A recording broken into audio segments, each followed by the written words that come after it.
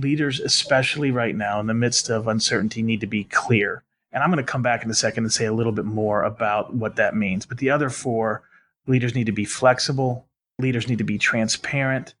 They need to be with their people, and their people need to know that they're with them. And then finally, leaders need to be steady. And to bring those five things into great uncertainty is to really help to steady the ship. But any one of those is missing, and you're going to have some challenges when you're dealing with a lot of uncertainty. Welcome to the Payroll Podcast with your host, Nick Day. Find out what it takes to truly discover what it takes to elevate your career within payroll as we meet with the industry leaders who are shaping the industry for tomorrow. Welcome back to the Payroll Podcast. Today I am joined by Tim Spiker, who is the founder of the Aperio and the who, not what principle. This is a profound research-based principle that has powered him to over 15 years of leadership development success. Tim's book, The Only Leaders Worth Following, reveals that 77% of leadership effectiveness comes from who a leader is and not what they do. We're going to explore this research in much more detail during the course of this episode to discover exactly what it takes to become, be, and remain a leader who is actually worth following. Now, Tim's work has involved creating unique and customized learning experiences for clients across the globe. He's been supporting them and guiding individuals along long-term development journeys. He's worked with leadership teams in North America, Australia, and Asia. He currently lives in Atlanta, Georgia, with his wife and 4 children. And I think you will agree after listening to this episode that when it comes to leadership, Tim is talented, passionate, and his revelations just make sense. There are many, many payroll leaders out there that I know could benefit from some of his wisdom. So I hope you enjoy this as much as I did. Here we go. 5 quick questions. And as someone who has studied and explored what makes some leaders really successful, I would love to kick this podcast off by asking you what it is you think that really makes an exceptional leader. And then we're going to break that down as we go through the podcast. But if you could sum up in your word what makes an exceptional leader, what would that be? Sure. Well, first of all, thanks for having me here. Really excited to get a chance to talk with you and share some things with your audience. I think the story of effective leadership has really been muddled for quite a while, and people are trying to figure out what are the best ways to do things. But what I found is as you begin to kind of peel back the pages and kind of help people see the juicy center of what's there, people intuitively understand it. And so I'm sure we'll talk about the research a little bit, but if you can just remember one short phrase, you'll be hitting the bullseye on 3/4 of leadership. And that phrase is who, not what. Because what we found in research is that just over 3/4, if you want to be technical, the number is 77%, is that 77% of your effectiveness as a leader comes from who you are, not what you do. And so, as we look at leadership development in our own lives or in organizations, the question has to be asked, am I investing in becoming a more well-developed human being? Because that will make me a much more effective leader. Fantastic. Well, that's a great start to this podcast. And for those that are regular listeners, you'll know that something I'm passionate about, particularly for the future, is developing leadership skills within both the HR and payroll professions, because I think often people are promoted through technical ability, which is fantastic, but I don't think there's enough training and development taking place at the minute of really pushing through leadership skills. And of course, you are founder of the Aperio, which is, I believe, is a Latin word meaning to uncover, lay bare, and make clear. You got it. There we go. I've done my research. Nice job. You have done your research, Nick. Good job. And I know that your business helps individuals and organizations to lead better. And that's really important for the industries that this podcast represents. So when they do, I know that science and studies show that the net results and bottom line profits improve when they're led by better leaders and leadership is stronger. So how does your organization help leaders and organizations to really understand leadership, to find those hidden truths within leadership, and what can you do, or what does your organization do to really help leaders so they can become better? Well, the first thing that we do is we help them understand the research behind the numbers that we were just talking about. It sounds like maybe a couple of people got into a room one day and said, "Oh, I think it's about 3/4. Who you are is about 3/4." That's not the case. There's research behind that we can talk about in detail. And so our first goal is to help people understand that as we go down this road, it is backed up by science. It's backed up by numbers. It's backed up by calculations. But ultimately, when people talk about leadership and they talk about their experiences, they don't tend to talk about numbers. They've all got some really good or some really bad stories. And so, at that point, once we begin to kind of integrate both the research and our anecdotal experiences, we have to help them go into, well, when you say who, what does that mean? Because that can mean a lot of different things. And so our job as an organization with the clients that we work with is to do a deep dive and help them understand exactly what who is and how we can actually grow and develop in that, even in our later years as leaders in organizations. Yeah, that makes sense. And obviously, it's yourself that came up with the who, not what principle. Would that be correct? Yeah, that would be correct. Of course, there were research partners that are involved along the way. But when the light bulb came on, that one day when it did, that's when that kind of idea of who, not what sprang to life. So there was a moment, and we can talk about that. We can dive deeper in what do we mean by who, wherever you'd like to go next. Yeah, let's start. Let's take it back a little bit. Let's tell listen a little bit then about your background, Tim, and how you came to come about the who, not what principle, and what's driven that. Because I know you've got a lot of things that listeners can really take away from this, and there's some things that people can apply right away. And I'd love to get to that a little bit later because people love steps they can come away from this podcast and immediately implement. But to give it some context, tell us a little bit then about your background and how you came about to discover this who, not what principle. So one of the things that people I get to work with are a little bit surprised about somebody who works in the leadership space is what my background actually is. And from an educational standpoint, I am an electrical engineer. That's not normal for people that end up in the development and leadership development space. But what I share with people is that the world is a safer place because I am not a practicing engineer. Yeah. And it's absolutely true.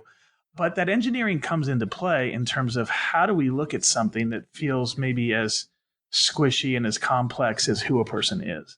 And so that structured problem solving has really come into play with this work where you take that engineering perspective, but use it to apply and understand a principle like who, not what. So how it all began is I was working for a boutique consultancy and working in their leadership development practice.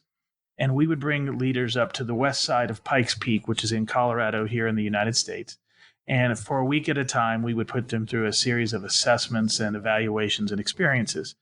And we had 3 different assessments that we used. And we started getting questions about what's the magic formula? Is there a magic mix of personality, natural ability, and you combine those things and they give you a better than average chance of being a more effective leader? And we had enough data to run the numbers. So my colleague, Vanessa Kiley, she took all of the data that we had, put it into the SPSS software and had it do its thing.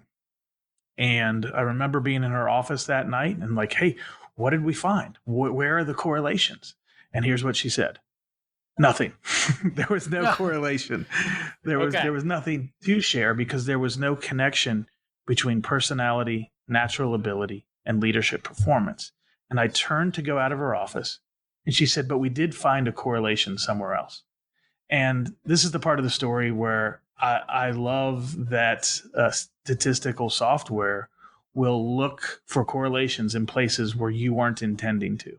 Because if it didn't do that, we never would have made this discovery. But she said, here's what we found. The numbers are showing that in our leadership assessment, forget about personality, forget about natural ability, but in our leadership assessment, we have 8 areas of leadership that we measure. And 2 of them are driving just under 70% of the variability in the assessment. And if you just think about a pizza split up into 8 wedges, any 2 wedges should be a quarter of that pizza. So any 2 aspects of leadership should have been worth 25%, but it was almost 70%. And so we knew there was something to dig into Years later, Vanessa ran the research again, and that number had gone from just under 70% to 77%. And so it wasn't until 3 years after I left the firm. Sometimes, things are really obvious in the rearview mirror, but at the time, you don't really see them. And so we knew something was significant. We knew it was important, but we weren't sure exactly how to articulate it. So that day, 3 years later, I was working for I even left the consulting firm at that point. And I'm looking at our leadership model on my whiteboard, and just the light bulb went on. That those two areas that were accounting for 77% of the variability on the leadership assessment, they were different than the other 6. Those 2 were about who you are as a person, and the other 6 were about what you do as a leader. And that's when it all began to click. Oh, 3/4 of your effectiveness as a leader comes from who you are, not what you do. Great. What an amazing story. So can you talk to us a little bit more then about what those 2 things were? I'm intrigued now. You've drawn me in. I want to know what those who bits are. So tell me a little bit about what those 2 elements were. Good. So those 2 pieces are labeled inwardly sound and others focused. Inwardly sound and others focused. And there's a lot of detail that we can talk about but you can just take it at that surface level and say, what does it mean to be a sound person? What does it mean to be somebody who's not thrown off by challenges easy? What does it mean to be somebody who people can consistently count on in terms of how you manage yourself, how you react emotionally? What does it mean to be somebody who's got a clearly defined purpose and an overall level of health kind of in the whole of who they are? What does it mean to be somebody who is secure in who they are? I mean, many of us have had the painful experience of following insecure leaders, and they just create all types of dangerous shrapnel around them. So those are the things that we talk about in terms of what does it mean to be inwardly sound. It means to be somebody who is stable, who is sane. You can count on them. Think about a rock that you can build something solid on.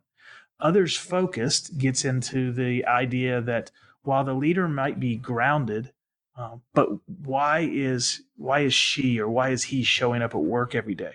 Are they showing up to satisfy their own ego? Are they showing up just to get the next promotion or feed their own bank account? Or are they showing up to lead for the sake of the people that they're leading, for the sake of others? And when we dig into the realities around that, you find ideas like being attentive to others, being curious, empathic, humble, emotionally mature, and a Greek word, agapon, which is this perpetual state of regard for others regardless of how they behave, which doesn't mean there aren't consequences. It just means I commit to treating other people well, regardless of whether or not they deserve it. And so you put those things into a bucket. That's what we talk about when we mean others focus. And it turns out that when we follow inwardly sound and others focused leaders, we are following somebody that we have a deep level of trust. They are trustworthy. When people are trustworthy, the connection point to engagement ultimately drives performance and results. So that's something that we call the arc of leadership. You go from being inwardly sound and others focused to being more trustworthy, to having more engaged followers, to producing better results. And that's why the who, not what principle exists. I'm now intrigued to know if great leaders need to be inwardly sound and others focused. Can you tell me if that's something that I can learn? Is that something that's inherent, or can I become more inwardly sound and others focused? Yes. So this is probably the number one question we get. So we don't get a lot of people who push back on the research because so many people have the anecdotal stories that match exactly up with it. But this is the question. If I'm upper level manager and I'm 45 years old, or I'm 55 years old, or I'm a senior executive, or can I grow and develop? I mean, didn't all that get settled out when I was 28? And the answer is that's a fallacy. Research has shown that we can grow and develop in who we are later in life. There's been some mistaken understanding as people have looked at research around the formative years, and they drew a conclusion that wasn't there. Yes, the formative years provide great opportunity, but it doesn't taper off to nothing by the time you hit 30. And so it is possible to dig in. Now, I will say this as a caveat. You can grow and develop in who you are in these places, inwardly sound and others focused. You can do that later on in life, but the question is, will you or won't you? Because it's hard work. Sure. It's not a lot easy. Of people are going to be resistant to change, right? And most people, let's be honest, when we self-reflect, it's hard to admit to ourselves that we could be better.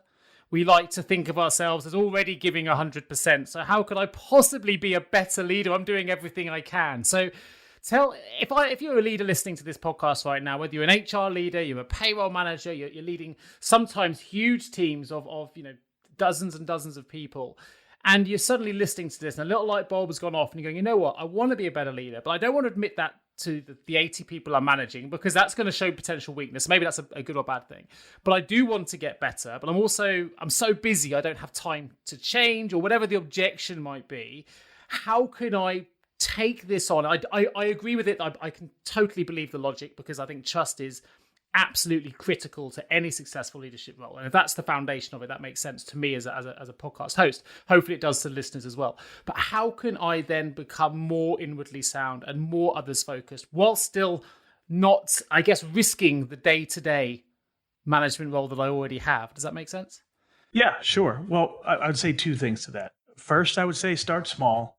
And second, and I'll explain that in a second. And second, I would say find some people that you can be transparent with. Maybe you don't feel like you can be transparent with the folks that you work with day to day, but are there other people? I mean, you've got peers that don't work in your organization. Imagine if 4 of you, we tend to work, even when we work with executive teams, we split them into groups of 4. Imagine you found 3 friends and you said, hey, we all want to be the best leaders we can be. Can we create a space of psychological safety? Some of your listeners may have heard that term before. Can we create a space where we can be transparent, where I can say, you know what, I looked in the mirror at this part of who I am, and it wasn't the prettiest thing that I saw. If I can be, to find a few people that you can travel with who will not just tell you the cheery news all the time, but who also care about you, frankly. I mean, it's great to find people who you can be transparent with. And if that can't happen within the place where you work, well, then go find them outside of work. So we really encourage traveling buddies, if I could put it that way. We talk about this development being a journey. But I said I would explain the start small comment. Some of this work is extremely hard, but it's also not always really complicated. Sometimes it can be simple and hard at the same time. And I'll give you an example. We work with executives, middle managers, and frontline leaders around the idea of being curious being a part of what does it mean to be others focused. And one of the ideas that we share with them is very simple. It was shared with me by a friend and colleague, Dr. Mary Shippey, and it changed my life the day that she shared it with me. And now we use it in our practice, and that's this idea, this simple phrase of tell me more about that. What happens when you say to somebody, tell me more about that? I would say in 95% of my experiences, when I've said, tell me more about that, I've learned something that I didn't know. Now, it might not be 180 degrees from what I was guessing the answer might be. It might be just 5 degrees off, but it allows me to understand that person, understand their ideas, understand their perspective, understand their background. It allows me to understand people better. And there's 2 things that happen for us as leaders. Number 1, now we have better information by which to make decisions. Number 2, when we take interest in others, guess what it does to the relationship? It makes the relationship better, which then feeds the freer flow of information in organizations and a lot less of that really inefficient stuff that comes in whenever relationships aren't healthy. So that's just a small example of how somebody could start small, get some folks around you where you can have some open conversation. And if the 4 of you just said, hey, in the next 90 days, we each commit to using the phrase, tell me more about that 100 times. And then, you're checking in with each other weekly, maybe via email, or maybe you hop on a Zoom call once a month and you catch up. Then you help each other stay with it. And you would be amazed at what happens with a simple act of saying, I'm going to use the phrase, tell me more about that. No, I have actually loved that principle. And I'll tell you why. There's a reason I can use it in my own day-to-day. So I'm a recruitment consultant and owner as well as a podcast host, right?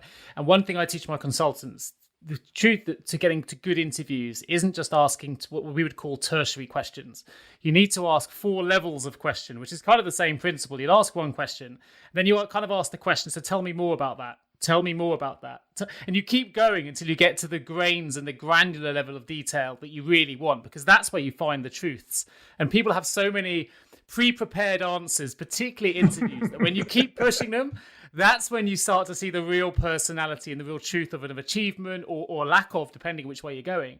But I love that because it's something we call it sort of 4 tiers of questioning. But yeah, it's the same principle of continually saying, well, tell me more about that. Tell me more about that. And how did you achieve it? And how did you do that? So yeah, I can totally understand how that can work. And if you're using that for your own personality and your own traits, I can imagine that being incredibly powerful. Yeah, it is. It is. So tell the listeners something that they can do then, bring it back a little bit. So I know that, so we're going to talk a little bit more about the inwardly sound, outwardly others focus principle a bit later on. So I would like to know, bring it back to the who, not what principle just for a moment. I know that there are some elements that listeners can do straight away to apply. So if you're listening to this now and you've got the first action already is to get a small group, work on the tell me more about that principle, which is great. That's the first takeaway. As a second takeaway, what can listeners do to immediately start applying the who, not what principle? So do you want to go into something on the inwardly sound side or the others focus side? Well, I didn't know there were 2 sides, so I will let you lead the journey. All right, let's go with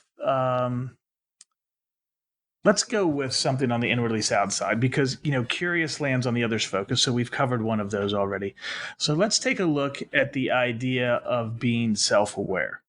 Now, Tasha Eurich her research has suggested that 10 to 15% of leaders are actually self-aware, which should scare the garbage out of all of us.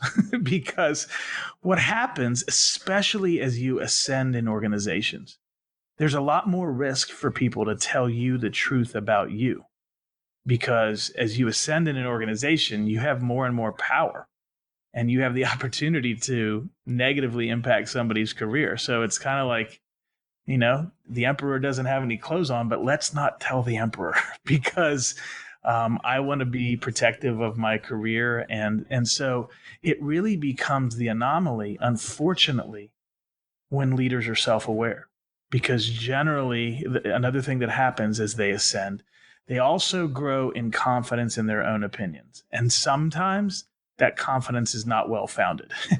And so there we are. Well, of course, I'm the senior executive VP of blah, blah, blah, blah, blah, blah, blah. Well, of course I know what I'm talking about, except you're really disconnected from the people that you're leading because you're the senior executive VP of blah, blah, blah. And so there's a whole cycle there that naturally pushes against effective leadership in a really significant way. And what that means is if you want to be self-aware, then you have to be very intentional as a leader. You are not going to wander your way into self-awareness because people stop telling you the truth. And you can be mad at them about that if you want, but you know what? When you were lower in the organization, you did the same thing. And it's not necessarily even conscious. It's that we get more guarded as people have more power. So it becomes absolutely critical if you want to be a self-aware leader, which will make you more inwardly sound, is that you've got to throw open those gates with people, and you won't be able to do it just once because they won't believe you the first time. You have to make it okay for them to bring critical feedback, and you have to display that over and over and over again. As a leader, I'm telling you, please don't make this mistake. I'm begging you, do not shoot the messenger. If you shoot the messenger, especially if they're giving you feedback about how you're doing, they will never come back again.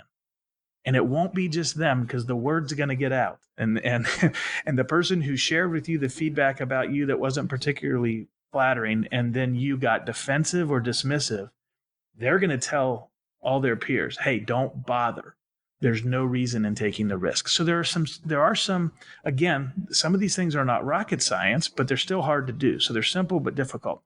A way to move into greater self-awareness is to go to people, and again, this might take more than once because you're warming them up. If you've never done this before, they're going to wonder what's the angle, what's about to happen. But if you went to even just 3 people who are around you, and they don't even have to be direct reports. You could even go to a family member. I've challenged some people, what if you were to involve a spouse in this exercise that I'm about to tell you about? And it gets real then. But here's the question. It's just two very simple questions. What is it that I'm currently doing that needs to stop, needs to change, or could be better? What is it that I'm currently doing that needs to stop, needs to change, or could be better?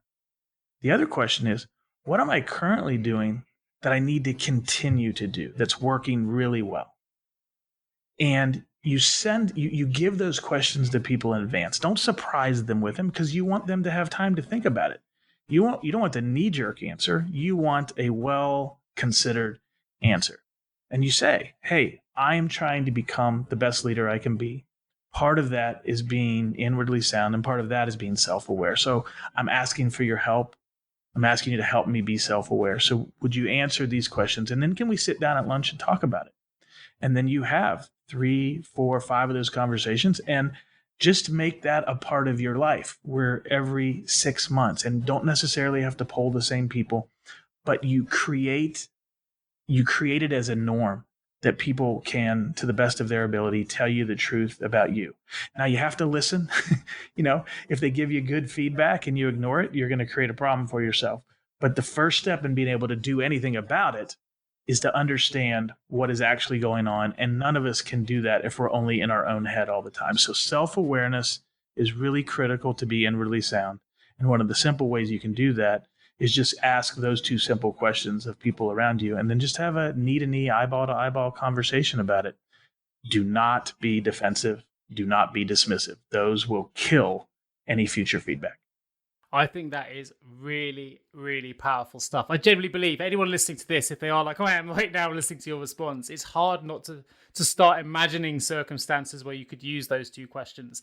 Certainly, I know we don't. I'm very happy asking the second question to my wife. What do you want me to do more of? I think that's fine. I'm doing well.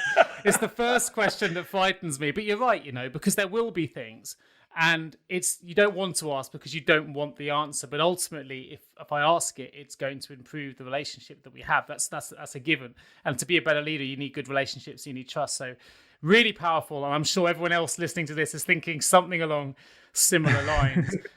Well, that second question is really important, Nick. If I could jump in, sure, just please. Some people want to talk about the improvement question, but they want to skip past the what do I need to keep doing. And I just want you to imagine like a pie chart that's 100%. For any given thing, I'm just gonna take a guess here, but there's many more wrong ways to do something than there is right ways.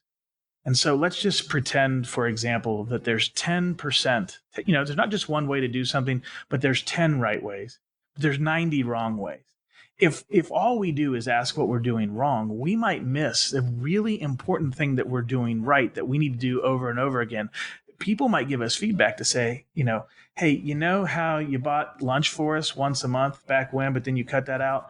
Like that was really important. And maybe you thought, well, nobody cares about that. People don't come half the time. But when you ask people, they're like, that was really important to us. That was really valuable. That helped us have a chance to connect. And of course, it was a free lunch, but it produced so much more camaraderie. I wish that you hadn't cut that out. Well, maybe I didn't even realize that was an important thing. Or, I think what happens a lot of times as leaders is we forget the power of our words. We think that we're just, I'm just me. I just woke up in the morning. I just brushed my teeth. But we have such influence. We have such power. So sometimes that what do I need to keep doing question comes back and keep encouraging me. You do such a great job of that, but it really puts wind in my sails.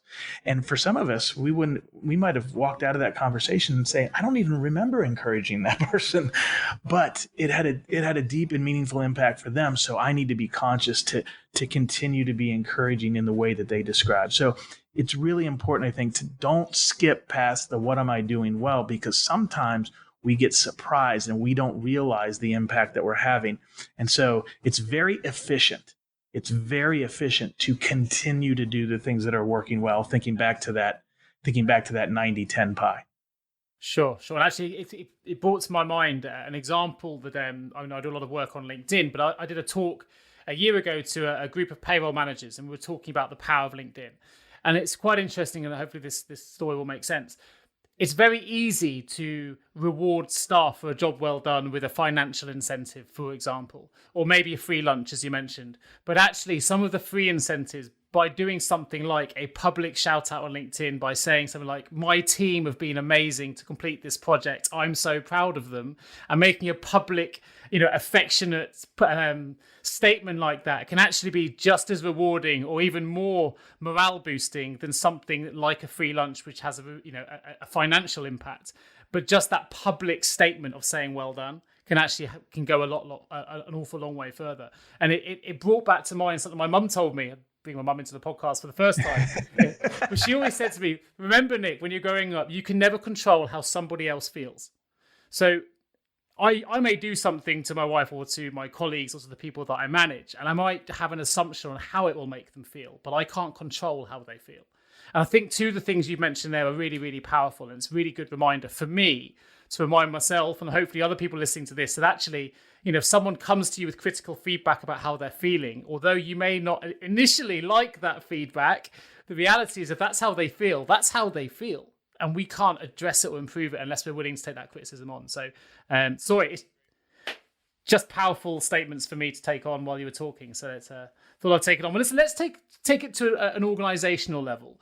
So a lot of brands and the companies are really trying to improve the leadership capability within their businesses. Certainly from a recruitment perspective, the trends have changed. It used to be all about attracting top talent. Now it's about retaining top talent. It's about keeping employees engaged and looking after the employees that are performing within your business.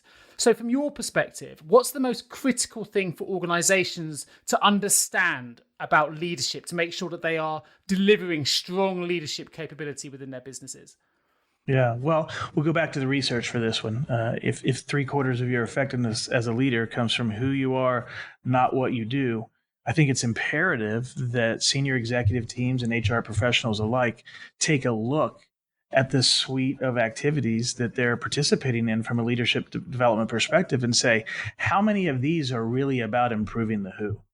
How many of these are about becoming more inwardly sound and others focused? Because if we want to match up with the research, 3/4 of our budget, 3/4 of our time, 3/4 of our energy should be going towards developing really well-developed who's, because that's the most efficient way to grow and develop great leaders. Yet you and I both know that that's not how money is standardly being spent, because I don't think we've looked at this principle clearly enough. So that's what I would say to people who say, hey, how do we have great leadership development? It begins with prioritizing what the research says and beginning to invest in those places much more so than what happens today normally. Sure. No, that makes perfect sense. Have you ever asked yourself, how can I recruit payroll staff effectively? Please don't give up on your recruitment project just yet. Here at JGA Payroll Recruitment, we appreciate the difficulties associated with attracting, recruiting, and retaining top payroll talent. We also understand just how costly a poor payroll hire can be. JGA Recruitment are a niche payroll recruitment agency who will partner with you to resource payroll candidates who will improve both the accuracy and efficiency of your payroll department. Contact us today on 01727 800 377 or visit jgarecruitment.com to find out more. 5 technical questions. At the minute, of course, we're in the midst of a global pandemic. I know you're based in Atlanta, I'm based here in Devon, and yet we're both suffering the same pandemic, terrible pandemic that's really affected the world. And we're at the minute, I don't know when this is going to be broadcast, but we're certainly right in the midst of lockdown here in the UK at the moment. What challenges, leaders are faced with challenges all the time, but at the minute, this is a particularly tough challenge. And people have been thrust into a position where they're now leading people remotely. Perhaps they've never done that before. And it comes with a whole new suite of difficulties, and certainly in relation to trust, people working from home when you can't see them. So how would you recommend leaders, adjust to the challenges they're faced with in the midst of sort of these kind of uncertainties and these kind of challenges? There are certain things within the realm of leadership that are always important, but then there are particular moments where they become even more important. And in the midst of the type of uncertainty that we're currently wrestling with, there are 5 things that really bubble to the surface, and you wouldn't. And I'll list these 5 things. Nobody would say, "Oh, there's a time when those don't matter," but it becomes especially critical in this season. So I'll say these 5. Leaders, especially right now in the midst of uncertainty, need to be clear. And I'm going to come back in a second and say a little bit more about what that means. But the other 4, leaders need to be flexible. Leaders need to be transparent. They need to be with their people, and their people need to know that they're with them. And then finally, leaders need to be steady. And to bring those 5 things into great uncertainty is to really help to steady the ship. But any one of those is missing, and you're going to have some challenges when you're dealing with a lot of uncertainty. So can I say a few things more about the clear part? Yeah, please do. Okay. Please do. So maybe you wouldn't choose the word clear. Maybe you would say decisive. Maybe you would say definitive. But there's a great teaching on this by an author named Andy Stanley, and he solved a problem for me a long time ago because my thought was, I want to have integrity as a leader, but I don't know what's going to happen. So how do I lead people and have integrity when I can neither predict nor control the future? And certainly we're in a moment like that right now. And Andy said this. Andy separated. He said, you've got to separate the ideas of clarity and certainty. And then he went on to say, you can't control or predict what's going to happen, but you can be very clear about what you and your organization are going to do. And when you're clear about this is where we're heading, and you not only share what we're doing, but you share, getting into some of Simon Sinek's work, you share why you're doing it. Say, this is where we're headed. This is why we're going there. And now you give people a confident path to go on, even as you're saying, I don't know what's going to happen out there, but I know what we are going to do in here. This is what we're going to do. This is why and how we're going to do it. Now let's go. And now you it's like unfreezing people. We're no longer paralyzed. We can go ahead and take steps forward, not because you can provide certainty, because you can't. And if you tell your people that you can provide certainty when you can't, you're lying to them. And that over time, that's going to break down trust. So don't pretend that you can provide that, but you can provide clarity. And then let's link that back for just a second to the who, not what principle that we were talking about a second ago. What enables a leader to be clear in the midst of uncertainty? Well, the first one I would say is you got to be courageous. You got to be courageous because you're making a choice. And yes, you might be wrong, but you have to have the courage to move forward rather than be paralyzed. So courageousness, you're not going to read a book about how to put courageousness together. That is a deep part of who we are as people. So it falls under the who category. There's also another piece in Inwardly Sound where we talk about what does it mean. We talked about insecurity just briefly earlier. If I am a secure and settled leader, that feeds into confidence. When I can say to myself, I'm okay, and come what may, I'm okay, to quote a friend of mine, John Ott, that brings confidence. And so now I'm showing up with courageousness and I'm showing up with confidence. And I apologize that all these things start with C. That was not my intention. That was not part of it. But that's just to paint a picture for people to understand ultimately, how do these things connect together? You can see if I'm courageous and I have confidence that comes out of being secure and settled, now I can be clear. Now that gets us into, once I'm being clear, now we're talking about how to communicate effectively. Now we're into the what of leadership, and you can see how who connects to what to make something work really well. And in this case, we're talking specifically in the midst of kind of difficult circumstances where things are really up in the air. So that's an example of one thing that we really need to be in times like this, which is clear, and how who you are can make that work better. No, I think you've articulated that brilliantly. And to use another C, you've made that crystal clear. There you go, for all of us listening.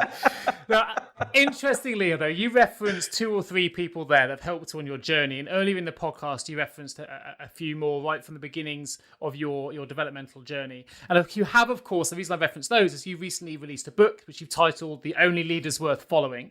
Obviously, you have those leaders in your own mind that you follow and you've been referencing during the course of this podcast. So out of all the leaders that are out there, how do those listening to this podcast choose the leaders that they should be following? How do you know if a leader is even worth following? Is there an algorithm, for example, we can use to dictate that? Well, let's just start by saying it's difficult. So, I don't want to put lipstick on a pig here and just pretend that it's something else.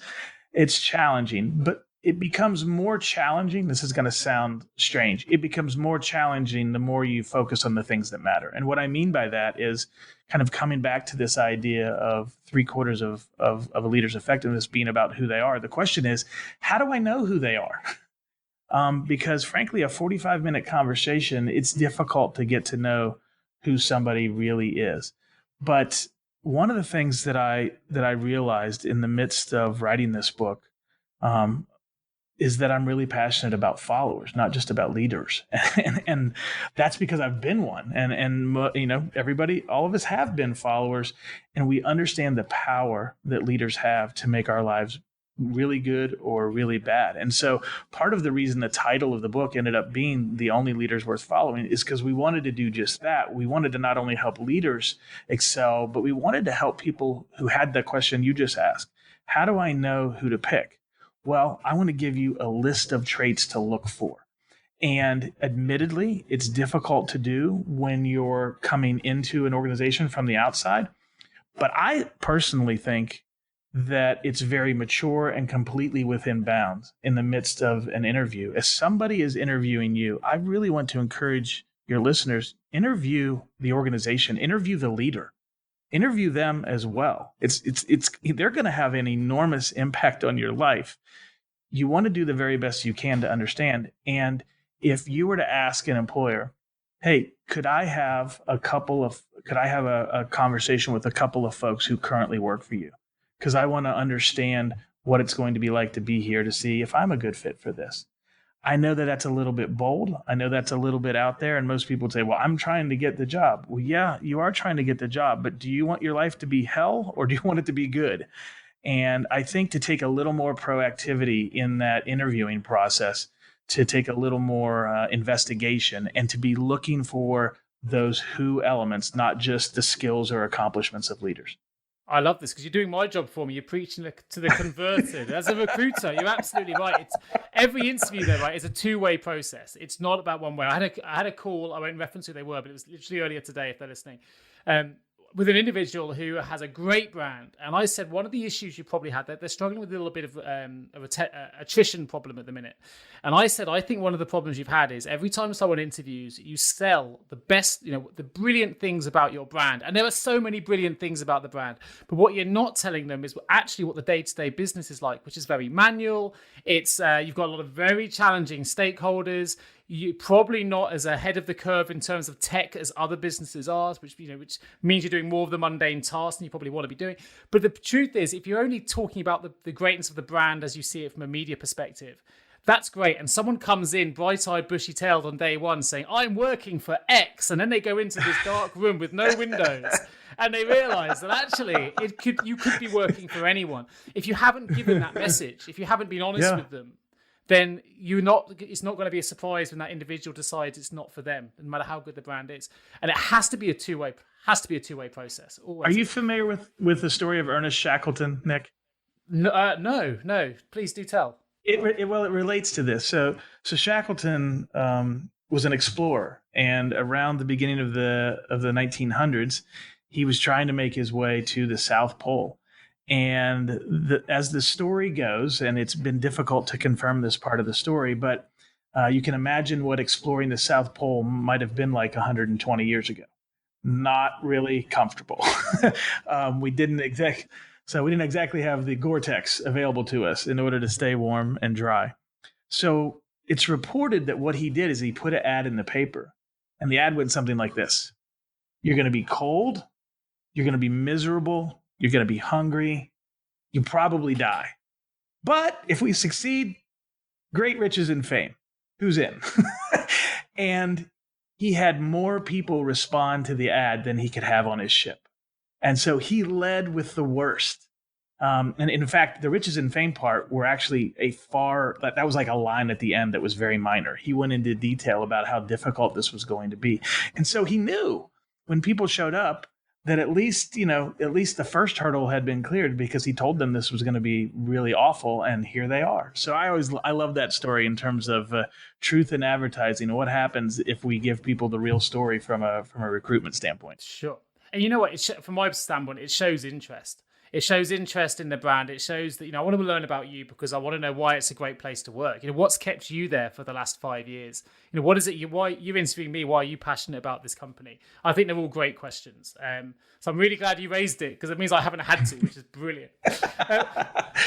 So taking things forward a little bit then. So how do you, you talked a little bit about, it's hard to find out who the strong leaders are, but you want to follow leaders who are well developed, inwardly aware, sound, others focused people. But is there a way of determining who those people are, particularly if they're more public eye figures that we want to follow? Well, the public figures are the public figures, and that doesn't mean to say that the more public they are, the more false it is. You just don't know, because, what is social media if not, let me tell you the best parts about me at all times, and we don't need to talk about the ugly stuff. We don't need to talk about the stuff. So it's very dangerous to lean into those things. But I think, when you have a conversation with people who've been around that individual, people who've maybe even worked for that individual, you have to have a conversation that goes beyond skills. You want to ask a question like, what is it like to work for this person? And then listen. And if you've got the list of, for example, I've got the list of inwardly sound and others focus in front of me all the time. You're listening for humility. You're listening for empathy. You're listening for emotional maturity. You're listening for somebody who is secure. And so, a question to get into the security point would be to say, hey, when as you're working for Mary, how does she respond when somebody who works for her challenges her ideas? And then just be quiet. Let them answer that, because maybe you're really wanting the job and you really want to work for the person, but this is just the opposite of the story you told a moment ago. If the person who has the job is selling the best of the company all the time, then, well, you've created a rosy perspective that's not necessarily true. Sometimes we want the job so badly that we don't want to listen to what the downside might be. And we really have to discipline ourselves to be eyes wide open and say, you know what, every place is flawed. Every leader is flawed. We're not looking for perfection, but I am looking for the real story. And so, when they answer the question, well, here's what happens when Mary gets challenged. And then, what the next statement you can make is, tell me more about that. And you can begin to dig in around these things that are more about who this person is. So ask who-based questions.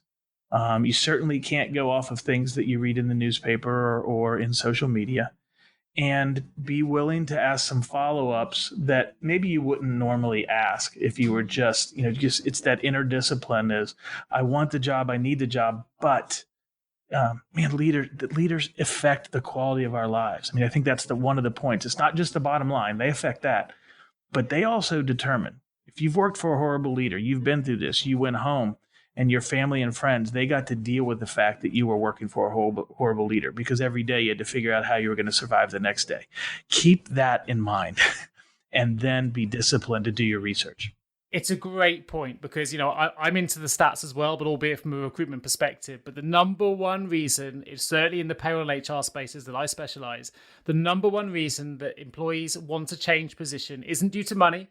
It isn't due to location. It isn't due to flexible working. It's due to the leadership. It's because they're not happy with the management they've got, or they feel there's a ceiling, or they're not being led effectively. It's the number one reason for people changing jobs. So you want to make sure, if you are making that move, absolutely, as you've just mentioned, that you're going to move towards a business that has a leadership team or a leader that's going to inspire you and encourage you to meet your own growth targets and own growth potential. So, you've hit that absolute nail on the head from a recruitment perspective as well. And while we're on that, let's be honest, we're living in an era right now where employees want to feel more engaged at work. Companies want to provide better workplaces. I think we've come a long way. They want to retain their top talent.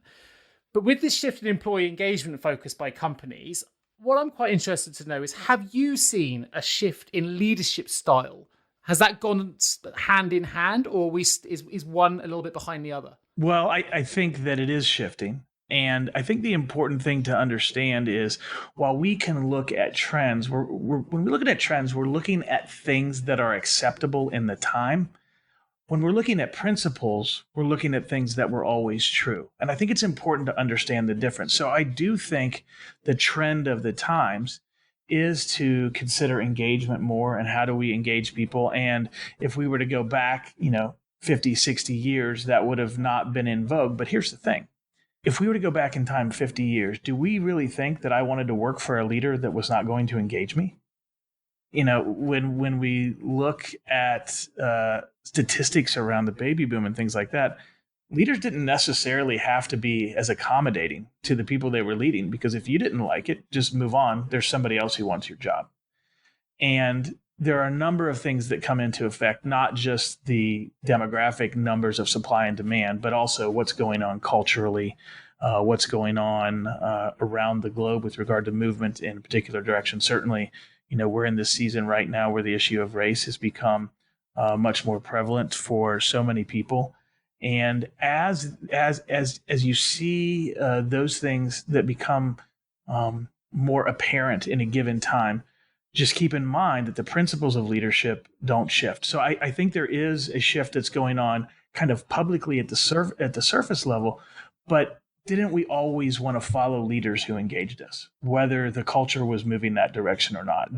Didn't I always want to follow a leader who was inwardly sound and others focused, whether that was what was currently the trend? So the trend does influence things, but there are some principles that stay the same.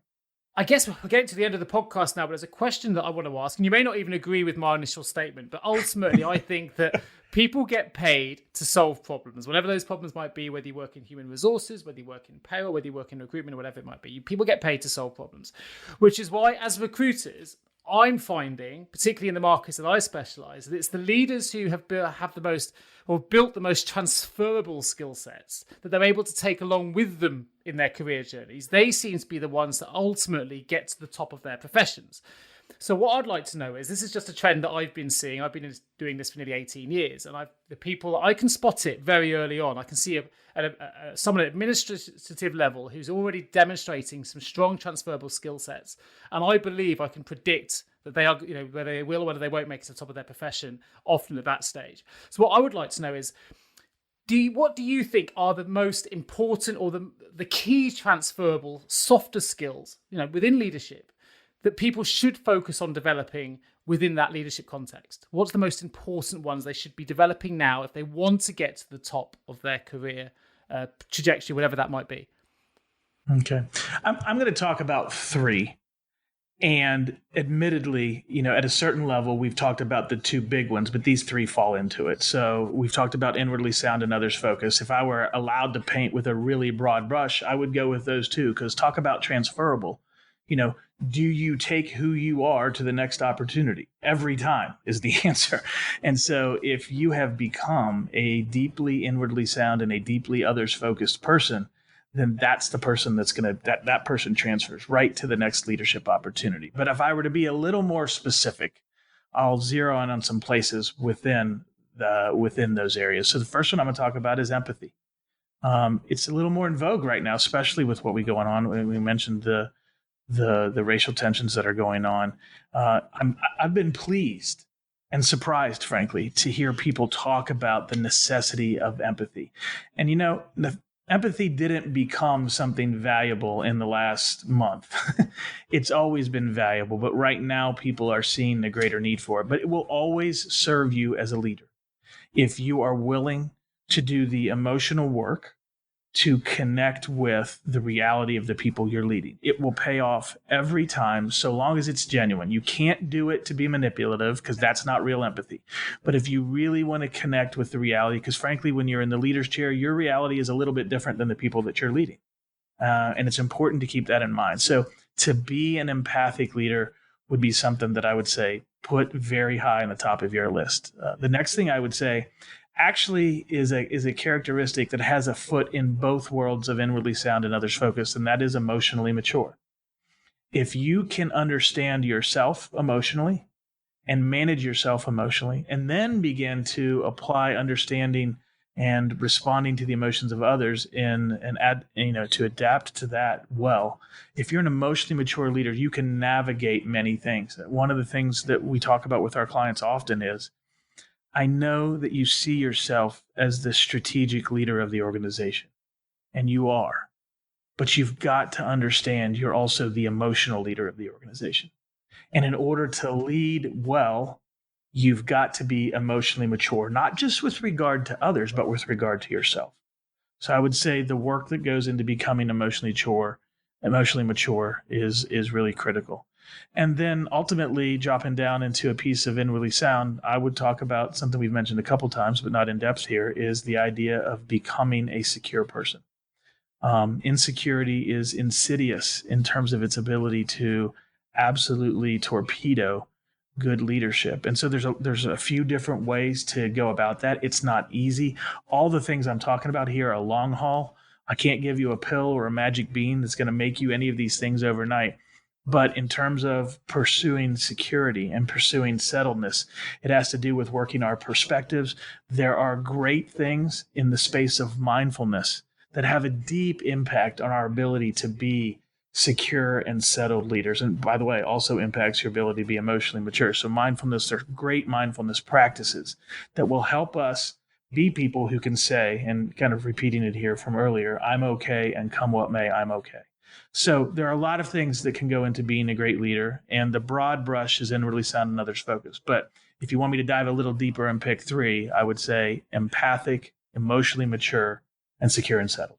Fantastic. I've been as much as an avid listener today as I have been a podcast host. So listen, we've come full circle, which I'm really delighted about. Of course, if anyone listening to this wants to find out more, I will be putting links in the episode notes to your book, which is called titled The Only Leaders Worth Following. And of course, there'll be a link to your website, theaperio.com. I'll put that in the episode notes as well, particularly for those interested in finding out more about Tim, but also the who, not what principle. It's a great website. There's loads of links. You can find out a lot more information about Tim's work there as well. But I wanted to say a huge thank you, Tim. It's been a fascinating podcast. I've learned a lot myself. I definitely need to be more aware of my own leadership skills. I think I probably need to be a little bit more inwardly sound and others focused. I'd like to think I already am, but I think we can always take an additional step. And it's, you know what, it's been a really good journey for me just listening to you for the last hour to take a step back, and whilst listening, reevaluating some of my own leadership practices. And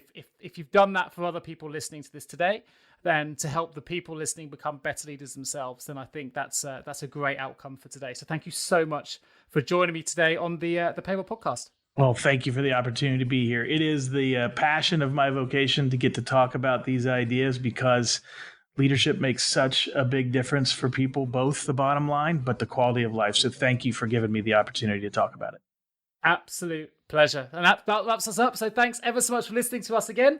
And I'll be joining you all again in a couple of weeks for the next episode of the Payroll Podcast. Take care of yourselves and each other, and I'll speak to you all real soon. Take care. Thank you so much for tuning into the Payroll Podcast with Nick Day of JGA Recruitment. If you need help with a current payroll vacancy, then please get in touch with Nick and his team. All contact details can be found in the episode notes. In the meantime, to make sure you never miss a future episode, please subscribe to the show through any of your favorite podcast channels. Till next time.